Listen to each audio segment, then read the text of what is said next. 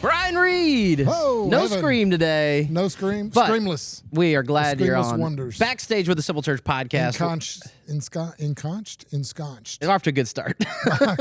Behind the blue microphone. You're blue. They're all colored. That's you're right. red. I am, and it actually matches our new board. I know. It's been a while since I've been behind the stage. I believe you say casting your pods. Casting my pods.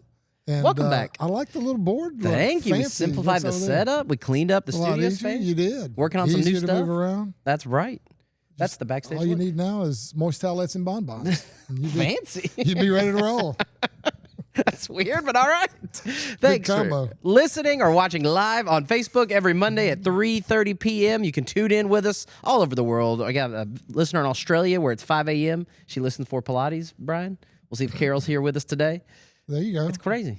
But you can also listen to the audio version. So I'm assuming Pilates is like a universal sport. I don't think it was invented in America, so it makes sense. Yeah. It's Well, like Eastern. I mean, my daughter, Caroline Reed, just to specify which one, is a Pilates enthusiast. I guess. We invited her to eat on Wednesdays because we call it Welching Wednesdays for her to come eat with us. Like Welch's grape juice? Well, welching, like, free. bumming it off of a free meal. I mean, it's a free meal offer for her. Out there, America. If anybody wants a free, no.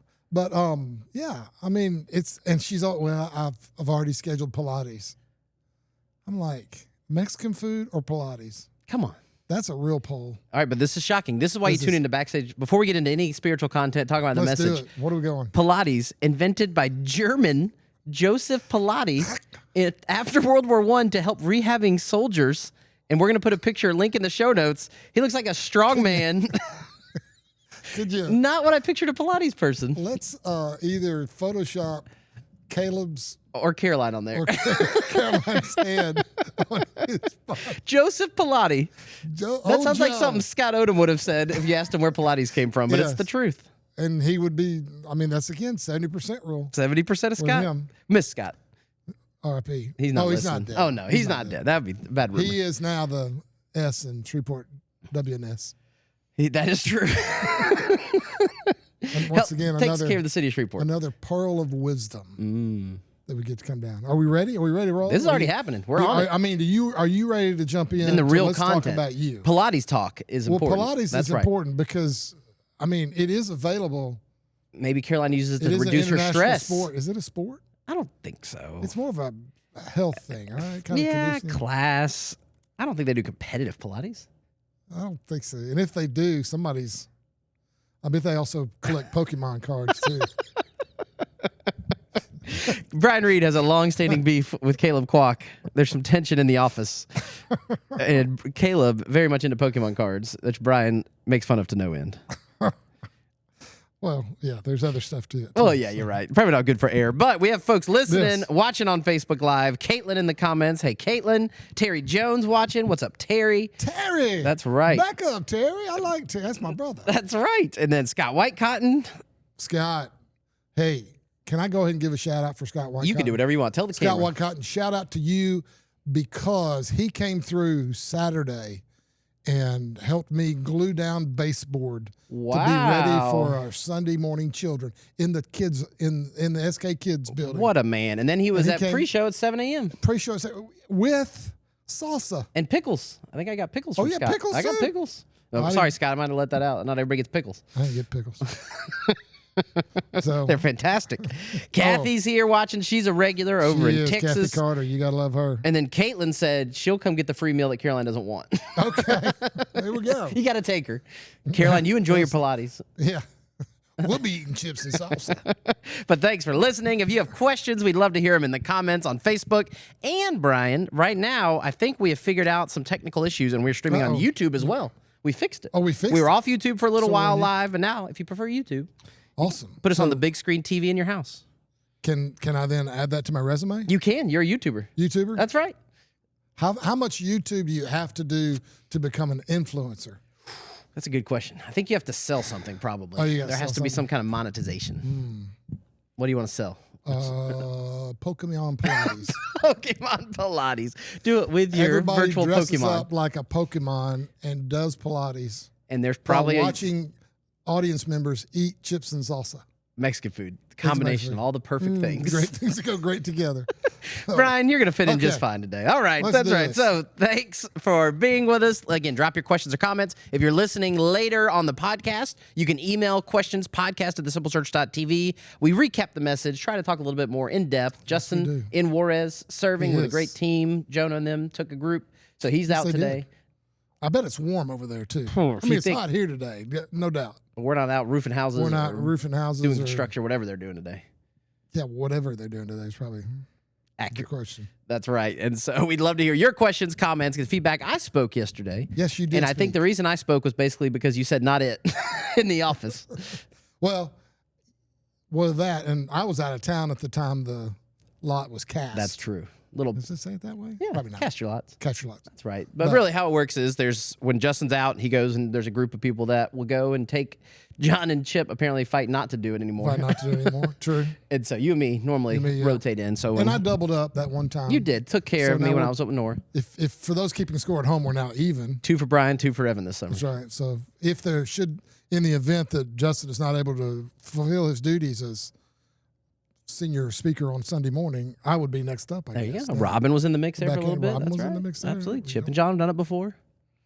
Jonah. That's right. Jonah did it. Fine Pastor job. Putt. Fine young man. Pastor Passion. He did it as well. That was a memory made. That's right. There. It was. It happened. So, it did. It happened. And good news. Scott Wycott said he'll bring you some pickles Sunday.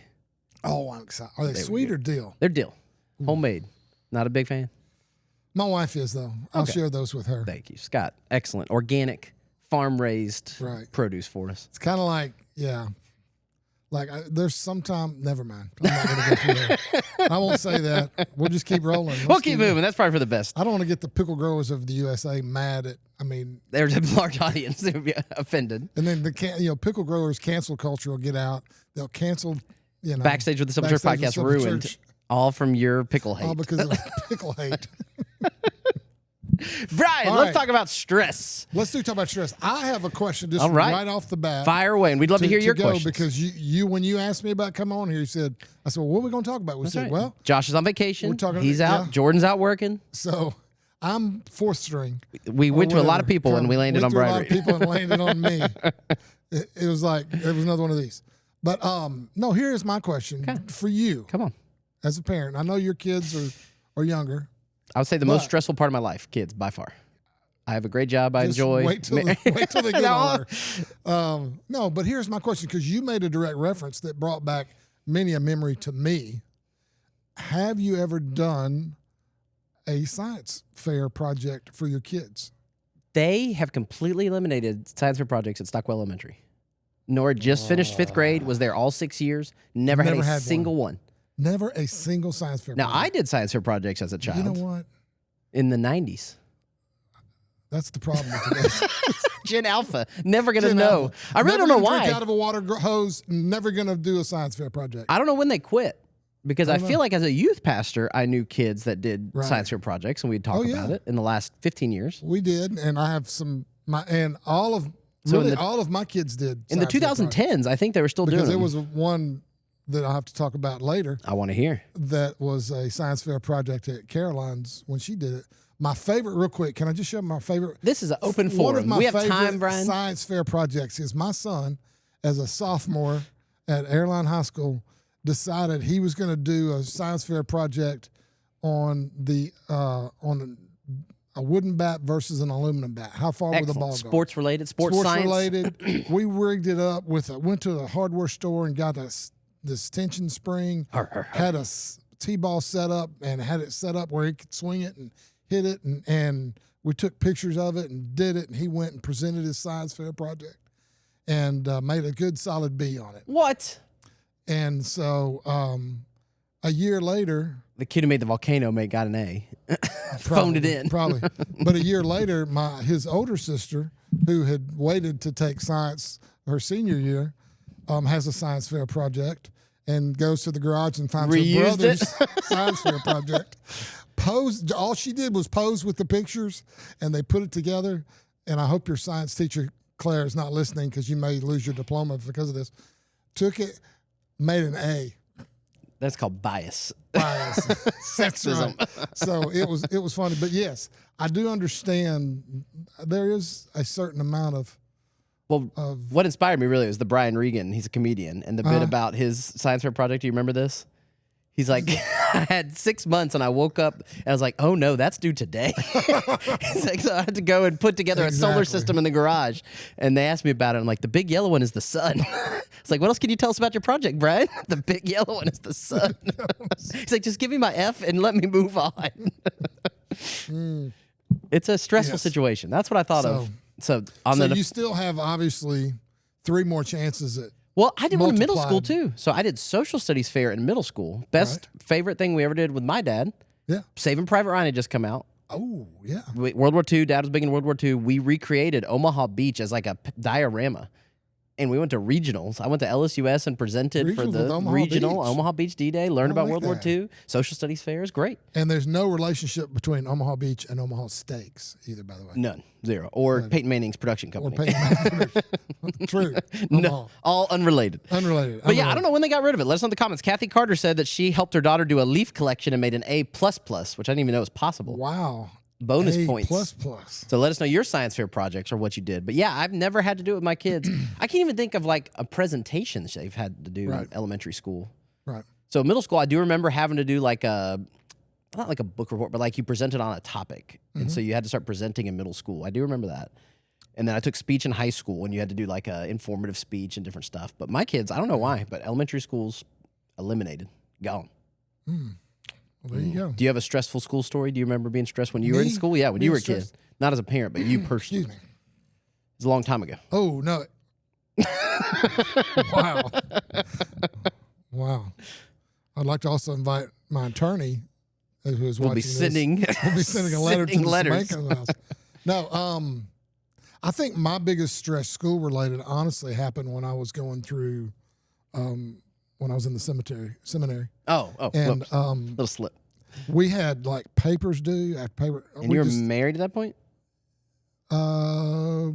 Halfway through. Yeah. So you were juggling a lot of stuff. So I was juggling that, a job, and well, actually, the one stress that was really the big stressor was we were also had I guess by that time I had Thomas, so now I had 2 kids. Yeah.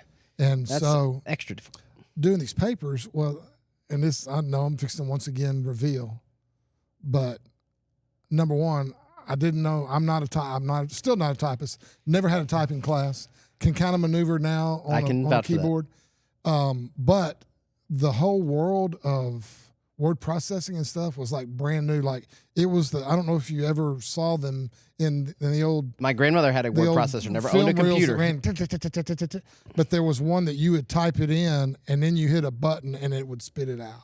And it was past dot matrix and all that kind of stuff. Yeah. Not the movie. But anyway, but my stress was because all these papers had to be typed and they had to be done in a certain format. ELA? Well, it's called Turabian. Oh. Back in the day. University of Chicago Divinity School's version of Turabian. Wow. And so and so basically all I did was I would pay money to a lady that would type my things. Well, one day it was due like 9 a.m. that morning, and I had given it to her a good 3 hours the night before to type it up. I mean, you got it in. Here sweating it, going, I need this paper to get in. So, but you got your degree. And look at you now. You're doing a podcast. Look at me now. I'm down. All that learning, all that book learning got me a podcast. There you go. So, but it's, yeah. The world's changed. So here's my question back into your court. Come on. Sir, you asked us to think of what our stress number is. Absolutely. Did you have one at that particular time that you were thinking of? And is it the same today as it was yesterday? So when you speak, I do feel not a burden, but a responsibility to do your best. Sure. To prepare and try to get it done and to hit a deadline, to respect, like Chip has to enter the things and you want it in. Right. Our deadline's Thursday at 5. Right. And so we try to be respectful of that, get the notes in, have your slides, your images, your videos, all those kinds of things. So Thursday, I would say it was like a 6 or 7. I was supposed to go help Jonah get vans. I got Caleb to cover for me so I could make sure I got everything done. Turned it in 3:30 on Thursday, made the deadline. And then it went from like a 7 to a 6. And then after speaking, got a nap, watched the World Cup, went down to probably a 3. A 3. But they're rising, Brian, because we're getting ready to go on family vacation this Friday. Oh. And we're packing and stressing Where and is getting that everything done. location this We year? are going to the beautiful city of Cincinnati, Ohio. Cincinnati. Never been. there. We went there. We were there last summer. There. Oh, that's right. You went to the tennis, we went right? and watched the Cincinnati Open, There which you is go. really pretty cool event. Did not realize how much history and really there's some cool stuff in Cincinnati. I'm going to have to ask you off air. I realize. want to know. And I'll be happy to tell you. There We you don't want go. to make this all about Cincinnati. So I think that's a great But- point, though, of it fluctuates, right? We all are in constant Absolutely. adjustment, and that's where acute stress and chronic stress are different. Thank you Hey, thank you. for saying that. You were the first one I was about to say that. I was actually getting there too. Right. So hitting the deadline, locking in, not get distracted, not goofing off on Thursday was a good thing. It helped me to focus and get my stuff in there. And what's your understanding of the acute stress versus chronic stress? So for me, when I was reading about it, acute stress is short term with an end goal. Chronic stress is ongoing where it's unresolved. Right. Yeah, that's very good because right. it's things that happen. Acute stress would be like your boss coming in and saying, I need this by Thursday. Right. Or It has an end date. has an end date.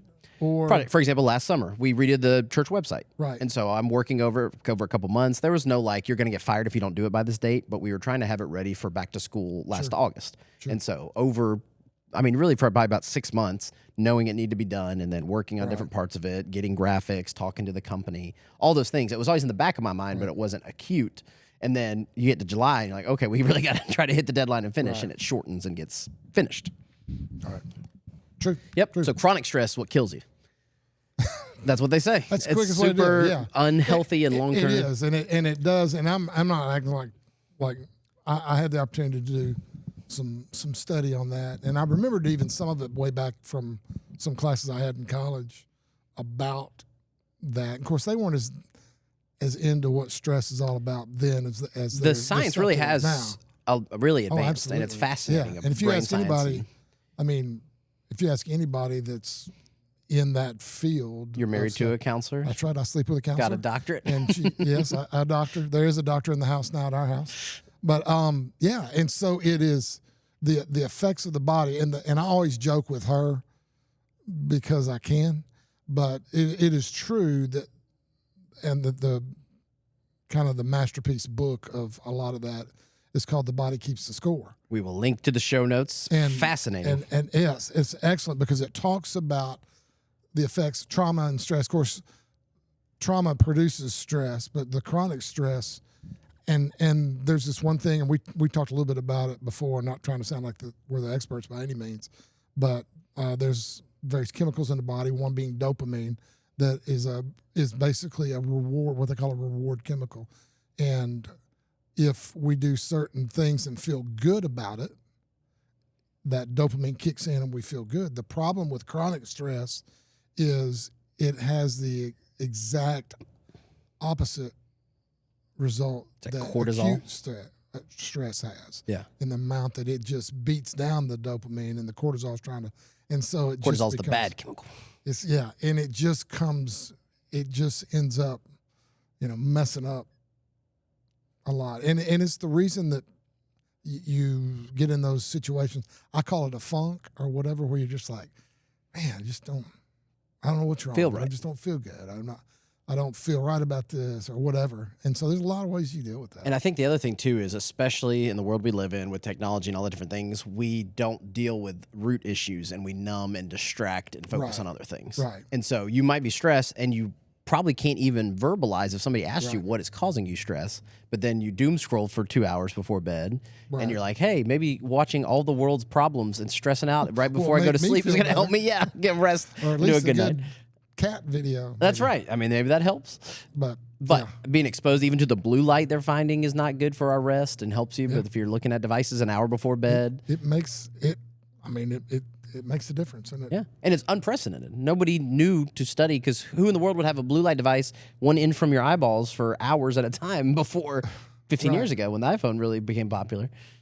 True. And so it's really unknown the effects it's having. And what I always love is, as someone who is a Christian who strongly believes that God created everything, that there's an intelligent designer God, the science catches up to biblical principles. Right. over and over and over again. It's like, hey, almost like what God said thousands of years ago to help people in Israel. Right. That was still true today, and to number your days. So Right. keeping track of your time. Yeah, It's like, I mean, that's a good principle. exactly. Keeping Timeless. track of your time is good. Another one is what Jesus said. He said, if you're weary and heavy laden, I used to have a friend when I was in Tulsa named Harry Laden. Really? And so yeah, I always got him confused with the Bible verse. Right, not the guy we're talking about. Not the guy we're talking about. No, but Jesus said, hey, if you're having struggles, he said, come to me and you're going to find rest. And that was my verse. I cut it the first two services because I went long. At the Well, third I was in service, the it made first it service in. and I made it to the didn't third one. see That's the that. one I posted online today. So go check out the full message. Okay, good. I'll have to go back and watch that one then. The message version is actually really good. I mean, all of it are. It's the scriptures. But I do feel like, and try to do this so many times as a youth pastor, especially you were a youth pastor working with kids. I think the message is so easily accessible and takes away some of that vocabulary stumbling block. And it's a paraphrase that's not the 100%. most accurate Greek, Hebrew, and you as a seminarian probably heard all those things about it. But I think it really is a great way to get started and to help to take away some of those barriers if you're going to look for a translation to go and figure that out. And so we put a link also to the stress reading plan. So reading scripture, trying to be a part of that. I went through it last week. It's from the Bible app. It's free. It's the links in the show notes. You can find that on the app or on the website now. I actually got a text from a guy asking for it right after service was over. So somebody listened, and he said he started it yesterday and was reading it this morning. Good stuff. Absolutely. Good stuff. Trying to help them take a step. So why do you think Louisiana is the most stressed state in these United States? So that was not me planning like, oh, I'm going to go look this up and Google it. I saw that like weeks ago. It just happened to be in the news. KSLA reported it. And it was a nationwide survey. Right. And the biggest factors were economic instability, loss of jobs, healthcare costs, and overall anxiety and worry, I think, were the big Not car insurance? Not, but probably in there. It's probably in it's there. part of That would be costs. part of the cost, yeah. rising costs. But really, it's lack of jobs, and it's the whole state, right? I mean, you're thinking about how diverse Louisiana is and all the things, but Shreveport was top 5 in the country. Yeah, that's kind of not nice. Right. Detroit was number 1. That doesn't get you there. It's not a good Maybe sign. that's really why 50 Cent's leaving. Oh, that's Did right. I say that out loud? If anybody knows Curtis, we want him back. Try to figure it out, Curtis. Don't give up.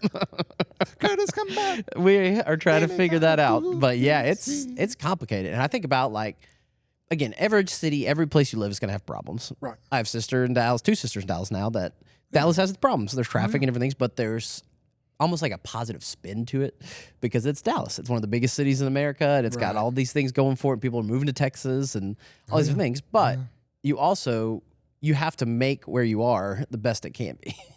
And I have a lot of friends that, like, I'm leaving. I don't ever want to come back to Shreveport Bossier. Right. And so we've chosen to be here. We're raising kids here. Our elementary school, Stockwell, just was the #1 school in the state of Louisiana. That's right. Got results from the testing back. I mean, there are pluses to living in this area. Meeting Air Force family, having these different military families, all the different things.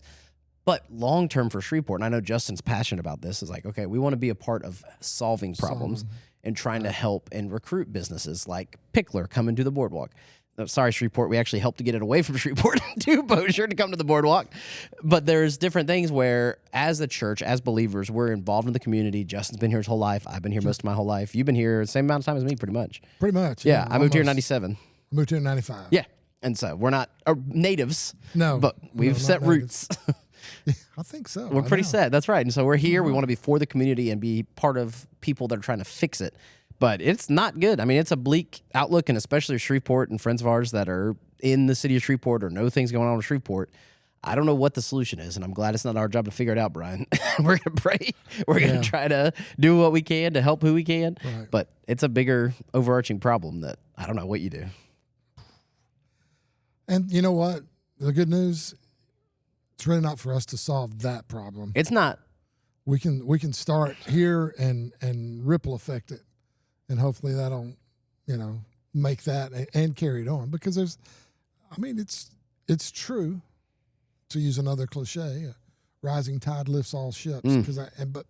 But I think so many people are afraid to realize that because they're just competitive and territorial and don't really realize and don't think of the bigger if solution. You're doing better, I can do better too, because we're all going up. And that's a different kind of stress that a lot of people live with. And that's right. I've never had the privilege of owning my own business or trying to make my life. I did have I'll say you You were a restaurateur there for a I while. was a restaurateur for a while, and I had a period. Little known Bryan Reed lore. I had a period of 4 years you talking about stress numbers then? I was probably a couple times. I was probably about an 11 or 12 on a 10 scale, and part of my story in that, and what really got me simple, and as far as being a part of that was that. But I definitely remember I had a few jobs where every month you start out with zero, and whatever you make by the end of the month is what you get paid.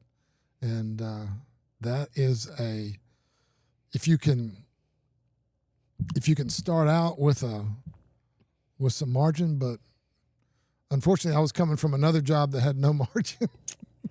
And that's stressful. But it got stressful, and then it got good as a mortgage guy for a while, and then some guy named Big Short did something to somebody somewhere, and it went down 2008. again.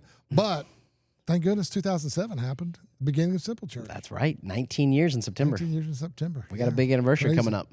Crazy. It is crazy.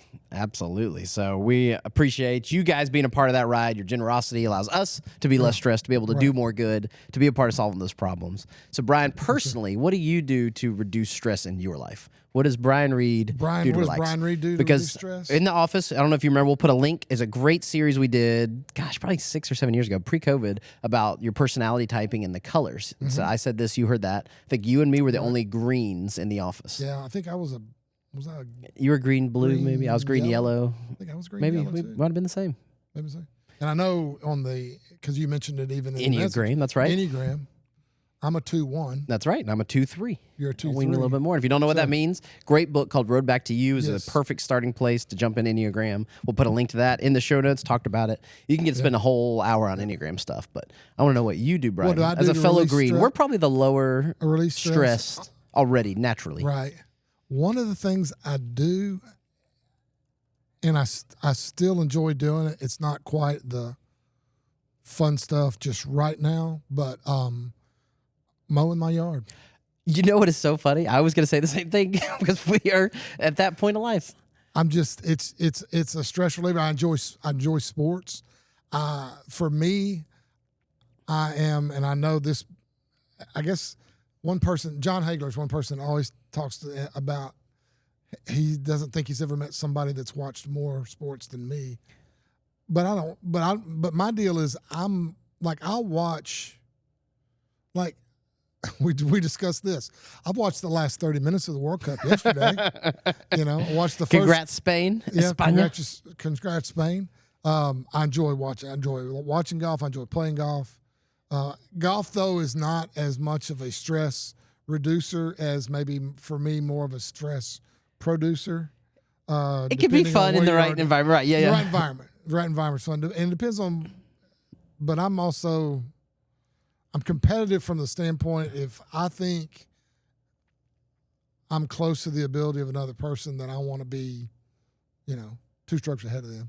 You want to win. Play tennis, all that stuff right now is on hold. I was going to say, are you back playing tennis? I'm not back yet. My goal had been to On start the IR. next week. I'm still on IR. It's pretty hot. I'm trying to. You wait another couple it's hot weeks. now. We're gonna wait on that. But just rehabbing the old knee and getting it back, stronger, faster, that kind of stuff. But those are probably things that I do. I'm not a. I'm not necessarily. I'm a take a nap guy on weekends. Like I could do it maybe on a Saturday and a Sunday. If my life I was able to, I would take a power nap every day. You would do it every day. I would stay up later Oh. and take a nap. My wife Perry would do that. Yeah. In a heartbeat. Me As a and matter of fact, she gets Perry and like Winston Churchill. She gets excited about it, and she will say, she will center her day. Now she doesn't do it mainly on Mondays and Wednesdays. I'm giving away tricks of the trade here, but on Tuesdays and Thursdays, she will schedule her day where she knows that at this time in the afternoon, it's a nap, and it's a full in the bed nap. I'm gonna lay on the couch guy. Usually I turn. See, the I'm TV not. on, I'm a full bed all the way. and and just get it going. And I feel like if I could nap for 45 minutes to an hour, I could stay up 2 to 3 hours later. Oh, definitely. Like, it's not equal amounts of time. I think if I could pull off doing so, Sundays normally after church we do. I had a professor. He was actually, when I was in college, he was actually a Bible professor that I had. Sweet godly man named Mr. Rainey, Dr. Rainey. No relation to Ray Rainey, by the way. Different spelling. We had lunch with Ray today. Happy birthday, Happy Ray. birthday, Ray.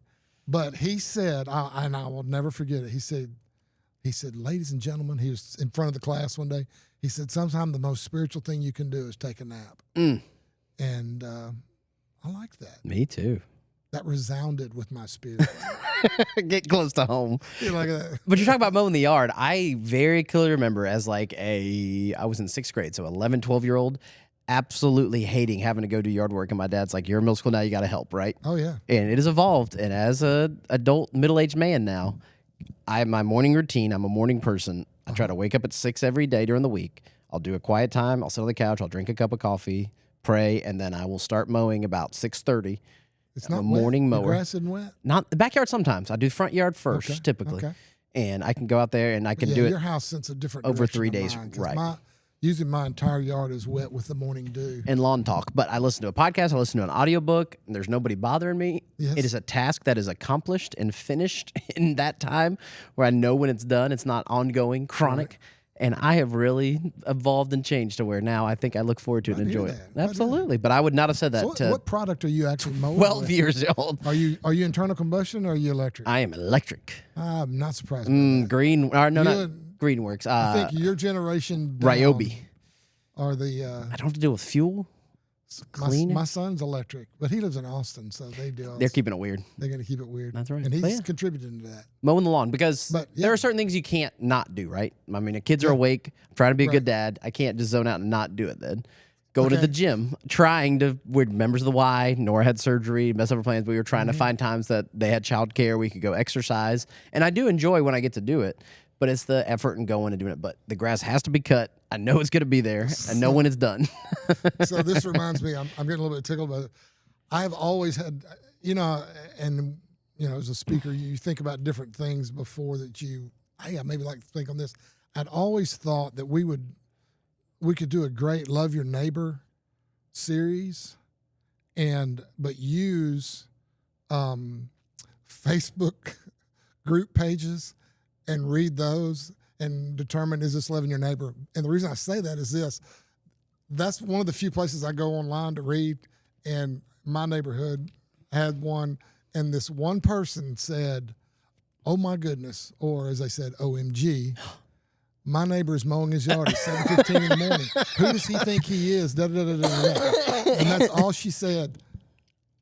And immediately the next 8 to 10 comments were in defense of the guy mowing his yard. That's right. Maybe he works nights and can't mow during the day. Maybe you should offer to mow his yard for him so that you can determine what time Internet's he a needs wild to mow his place. yard. And then of course I guess a lot of them have a moderator or whatever that kind of just checks for content and stuff. Moderator comes on and says, I thought about taking this down, but I'm leaving it up. Yeah. And then everybody else just jumps in, and it was so funny. I don't think the lady ever came back and said she felt publicly shamed. But she was shamed. Outnumbered. Yeah. The good news is I'm a corner lot.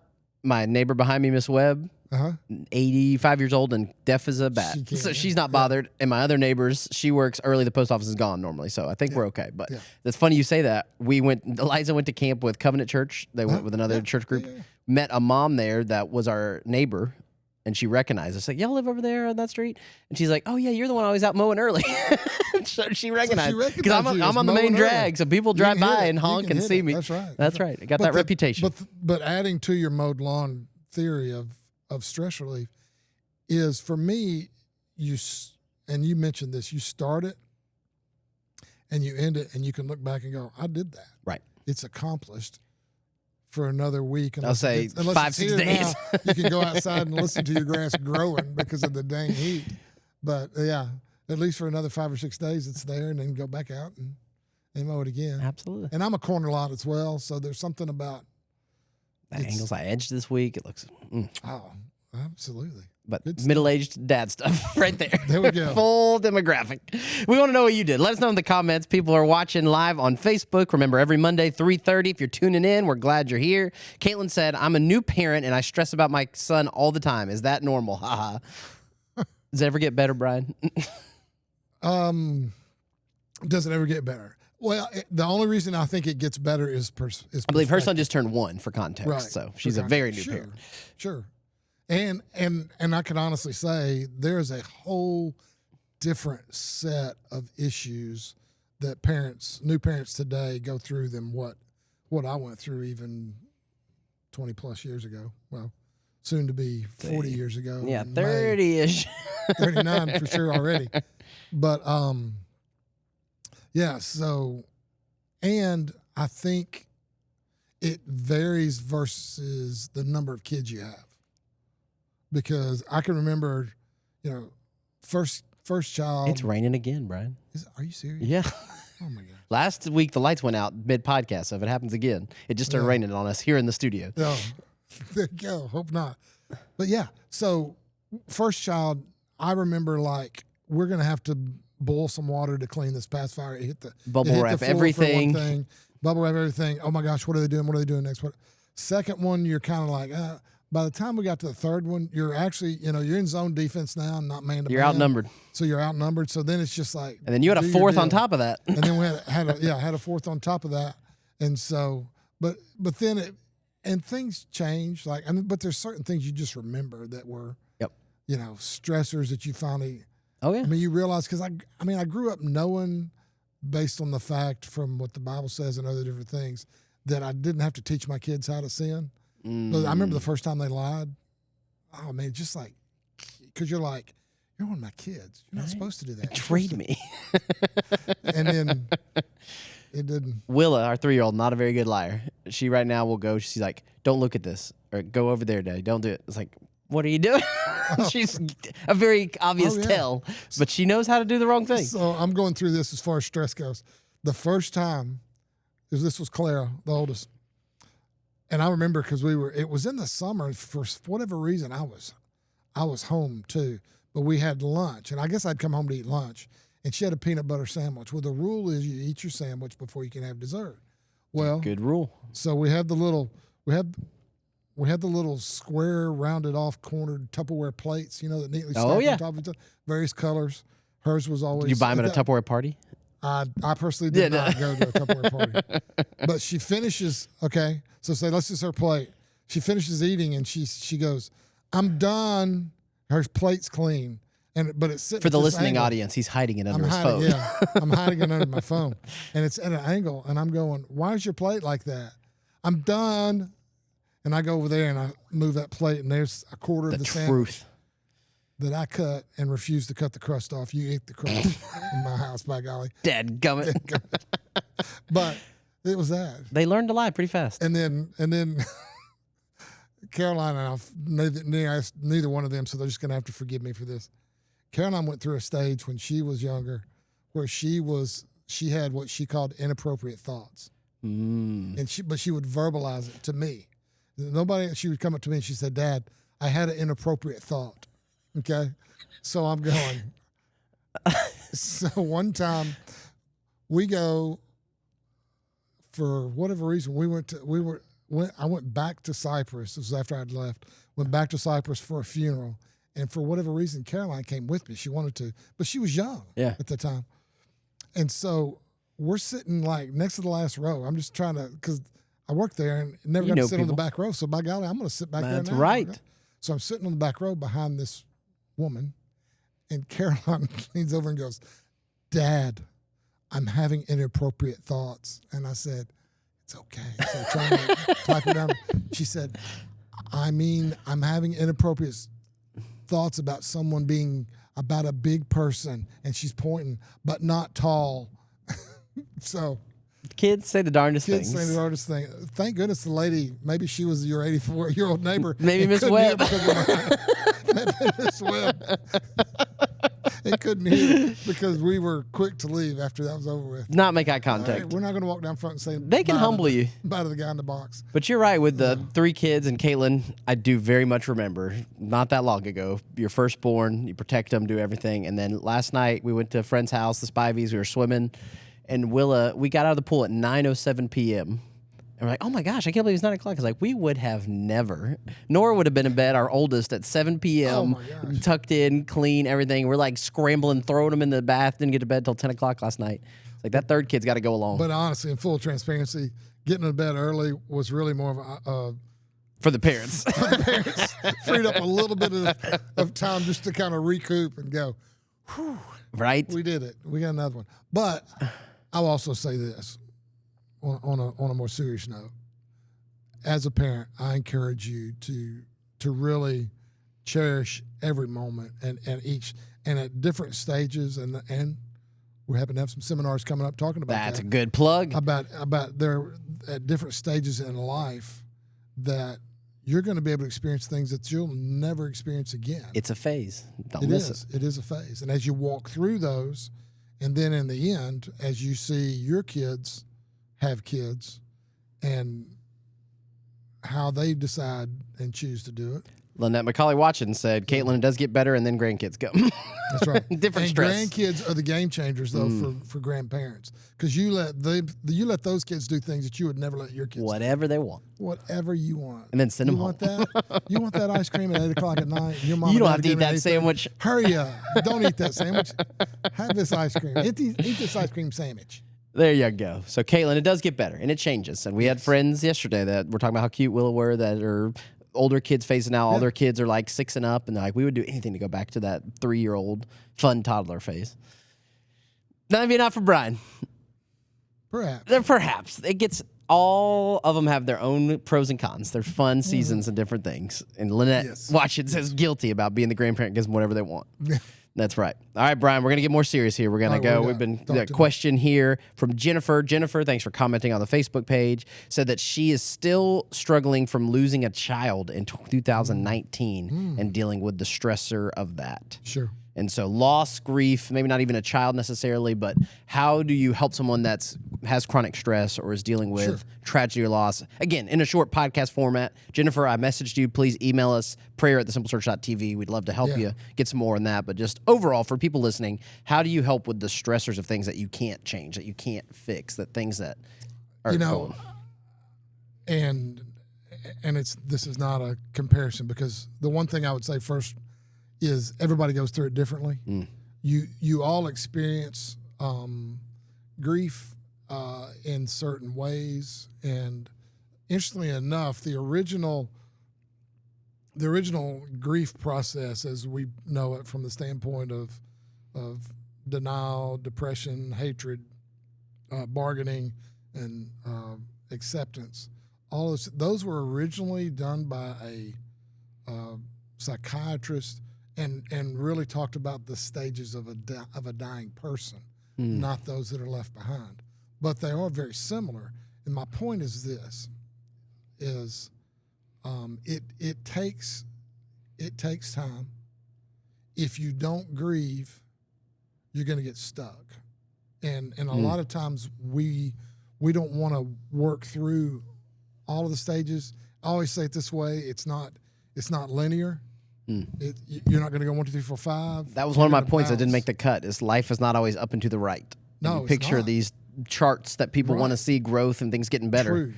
Great way to put it. Great way to put it. It's just not that way. And on average, and Kathy Carter and I have talked about this before because she's dealing with loss. It takes, according to researchers and professionals, it takes 2.5 to 5 years to work through the entire grief process. Now, does that mean each day you're like, I can't get out of bed, I can't do this? No, but it just takes that period of time. Children are, trust me, I understand, it's a different thing. This October will be 20 years on me having lost Molly. And, of course, your sister was involved in that as well, and we all remember that fresh, but it's still, I mean, there's still times I get sad, but there are also times that I can kind of remember for me when it got through okay, I can breathe now. Yeah.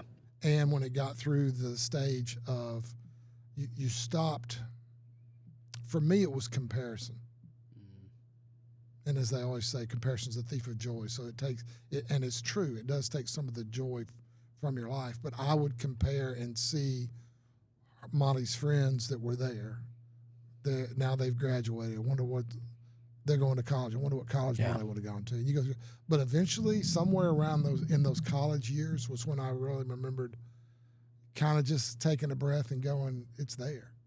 I listened to another podcast, believe it or not, one time on grief. That is shocking. Did you actually listen?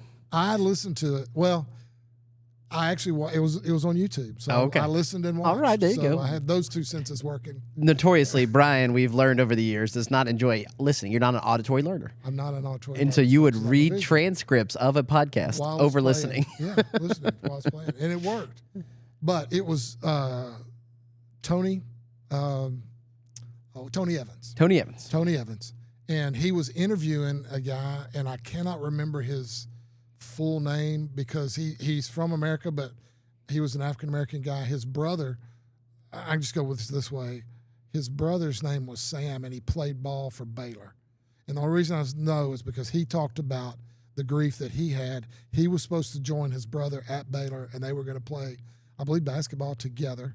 It may have been football, but his brother died suddenly and tragically, and he talked about going through that.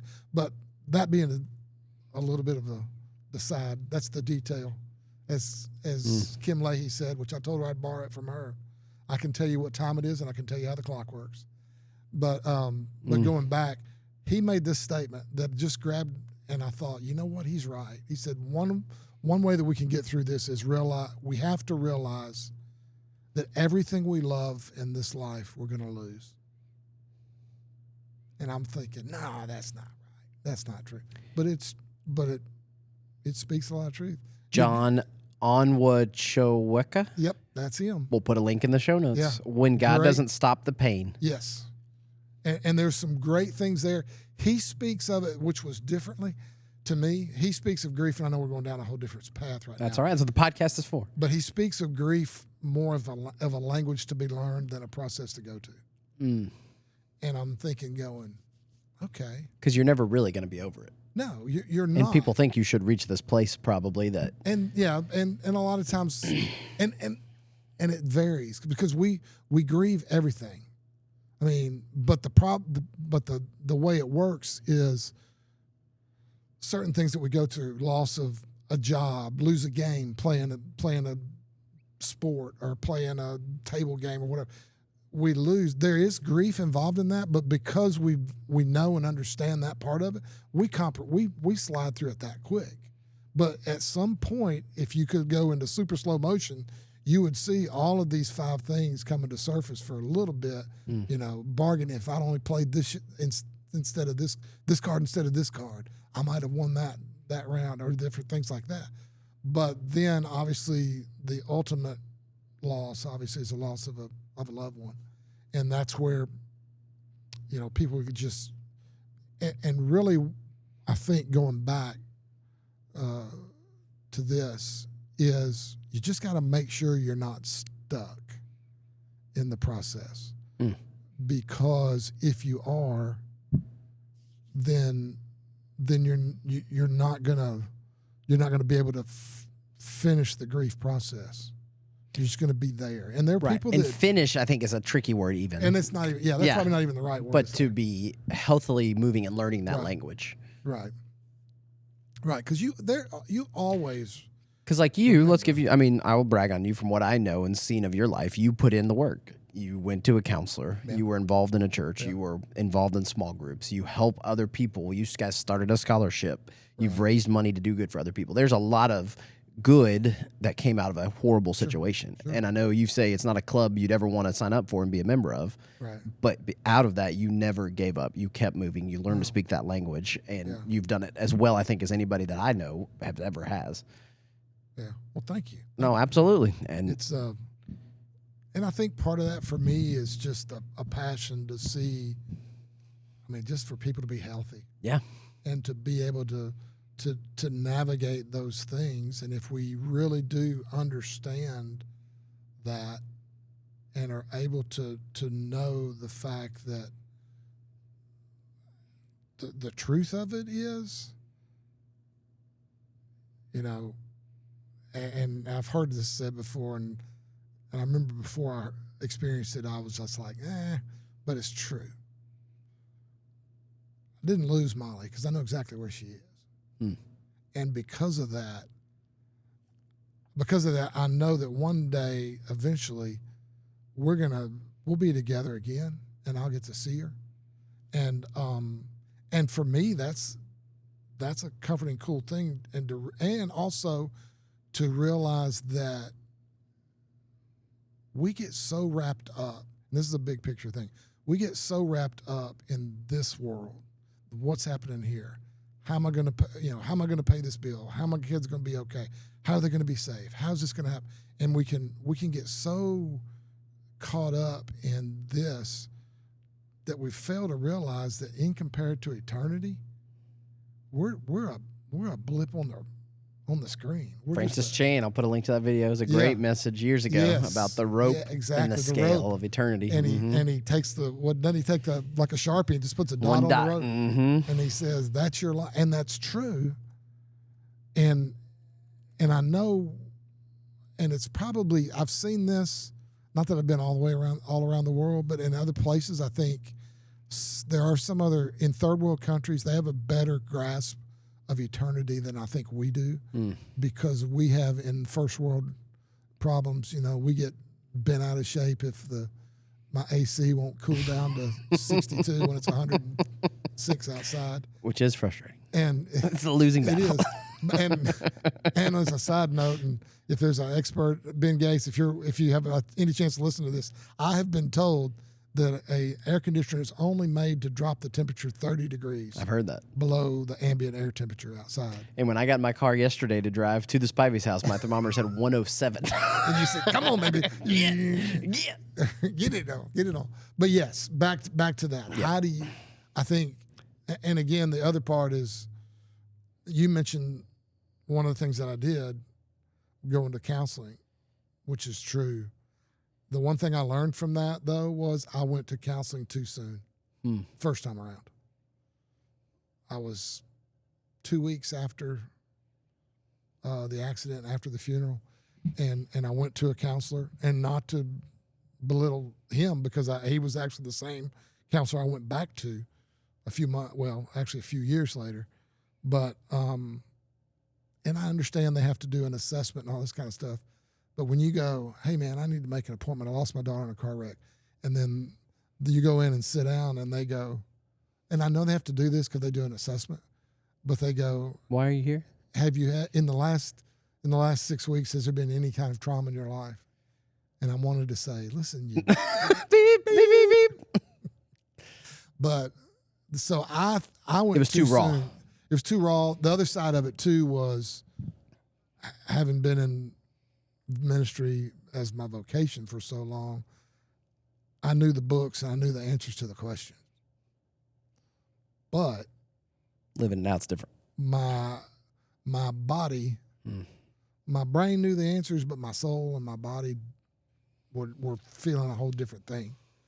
And that's where it got jacked up. And that's where I ended up in I ended up in about almost 2.5 year depression. That I finally go back and go, hey, man, I'm disconnected. Help me know what's going on. And we talked through it and determined there was not only my daughter's death, but another event that happened, and I had what was called consecutive grief. And I had not had the time to process the first one before the second one hit. And then they just kind of meshed together and was just a pile of mess. Mess.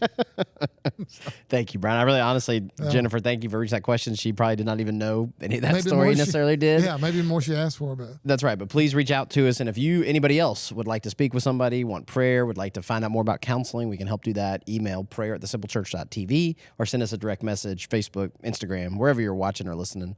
Right. We'll connect with you. All right, Brian. Whew. Some heavy stuff. We're All already right, at 55 minutes. Let's end on a little bit lighter note. let's talk. Have you heard of the physiological sigh? The physiological sigh? Sigh. So when I was is it like- prepping to get ready for stress stuff, as someone who communicates, there's all these different things, and you got to take it. So my process, I don't know what yours. You're a transcript guy. Is I will have all these different things. I actually have a program called Evernote. I track all of these different illustrations and ideas and the snippets of things. And then when I like stress, I go search for things with stress. Right. And a guy named Andrew Huberman's the Huberman Lab. You heard of that? It's a real popular podcast, science, psychology. Ironically, he's like, study the science, figure your life out. And then he had all kinds of problems with women and was almost canceled. It's his whole moral failing. Exactly. So don't always believe everybody you hear on the internet. Right. But he, on this podcast about stress, was one of the most popular stress resources I found on the internet. Now, this isn't lay on the ground, put your feet on the wall. This is not. We're not going to make you do that. You can do this anywhere you are, sitting, listening. But I have done that actually for my back, unrelated. And it helps. But that is also, and the only reason part of the reason I know that is I also have some time that I volunteer as a chaplain. And there is a friend of the family who's also a therapist that works with my wife that actually we've connected her with the fire department. And one of the things you do to help deal with trauma and with stress, you lay down and try as close as you can to get your butt to the wall and put your feet up on the wall and allow the blood to flow down and then you breathe. And it may be the what did you physiological call it? Physiological sigh. Almost. In and out. Almost. So I'm going to tell you the actual science and then the guy who took it and went crazy with it. And we'll wrap up on that. All so right. the Let's actual science, they say that it's all about respiratory and your body and reacting to all these different things. And so the physiological sigh, you take a deep breath in through your nose. And before you exhale, you take a second short breathe in to help inflate your lungs even further. And then exhale your mouth. And you do it 3 to 4 times. Tom Cruise did that on Mission Impossible. And that might be where big deal and went all the way underwater. And I think went he round in got it circles. from this guy named Wim Hof. We're going to talk about, but first, Wim Hof. everybody, wherever you are, I want you to do it. So you're going to breathe in. His name is Wimhof. I'm sorry. I'm just Wim Hof. And I'm going to tell you about We'll him. talk about that But I later. want you to do a physiological sigh with me, after Brian. mine. We're all going to do it wherever you are. Take a Okay, deep here we breath go. in through your nose. If you like ASMR, you're going to enjoy the sound. You can watch on the Facebook. You're going to breathe in through your nose. You got to go and get that second one at the Breathe top it out, and breathe go it out out through your your mouth. mouth. In through your Okay. nose. And then at the top, when you think you can't get any more air, you want a second one in your nose real quick. And that's supposed to help. Okay. Release there's stress in your body. Another one I read real quick, and then you can get. All right, I'm Wim giving it Hof. back to you. And all they described it as was alternate nostril breathing. So I just imagine myself sitting there going,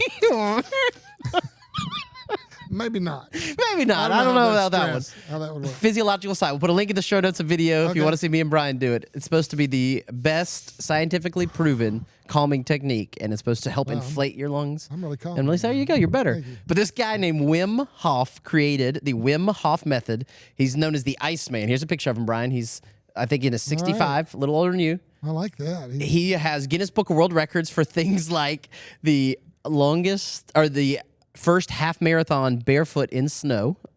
That is very nuanced. And he is known to be able to go to extreme temperatures and hiked Mount Everest in shorts and a t-shirt and only got about 2/3 of the way there and then had to put boots on. But he finished it. And he wrote a book called The Iceman. If you've heard of this guy, there's like a Netflix special about him. I'd never heard of him. But this is the Wim Hof method to go and try to be able to convince your body to withstand colder temperatures through the breathing techniques and different stuff. And then they kind of investigated it and disproved it, and it was kind of a quack. Probably when his toes started rotting off And due he to frostbite. couldn't finish the hike up Mount Everest because of foot injuries. Like, yeah, imagine that. Exactly. Who could have seen it? 100%. But this was my favorite Wim Hof story that would not make the sermon. You've made it an hour into the Backstage podcast. Look up Wim Hof. Wim Hof. Wim Hof, his career is in jeopardy, Brian, because last year he's Dutch and he frequented, let me find, the name of it. It's going to be even better if I can tell you the name of this fountain where he went and I'm going to find it real quick. Here we go. He sustained a severe injury when he swam in a fountain in Amsterdam because he frequented the public fountain in the middle of Amsterdam, and he used it for enemas. And unknown to him, the city of Amsterdam increased the jet pressure. And when he went to go, he injured his colon and his intestines. And his son, Michael, found him in the fountain in Amsterdam and had internal injuries. But it's all fun and games until you blow that colon. his high pain tolerance made them release him and send him home before he came back injured because of the severity of his internal injuries. And now Wim Hof no longer doing it. All right. So when you research your sermon, Is Wim Hof still alive? he is still alive. He is living. He has written a book. You can Becoming the Iceman. Let me ask this question: is Wim Hof happily married? Wim Hof has been married since. Let's see, where did his wife go? Is in here. She's still around. Personal life. He was He did married have his son, though. His son obviously found him. 1995, and oh my gosh, it's terrible. I did not read down this far. She jumped off an 80-story building in 1995 and killed herself. Wim Hof's wife. Wim Hof's wife. Not funny. Did not know that. She was schizophrenic. You And think? she was gone, so he has not been remarried, but he has an 18-year-old son and a girlfriend named Caroline, according to Wikipedia. Why would you want to be remarried when you can go to the And get your public enema in the Amsterdam fountain. So there you go. You made it an hour into the podcast. You're welcome.